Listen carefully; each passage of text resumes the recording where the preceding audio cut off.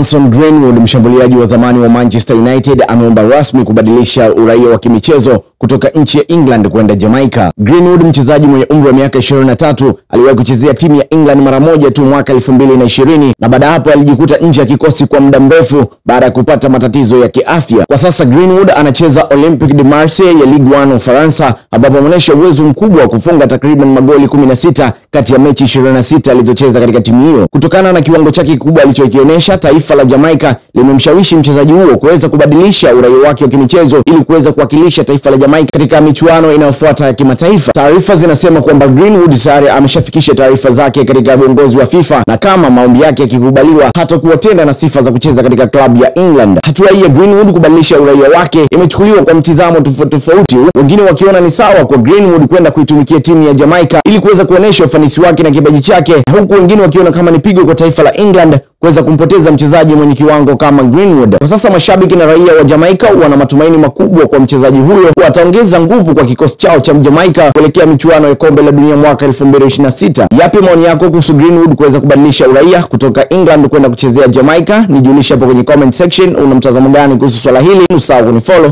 like na share video, itakuwa umetisha zaidi.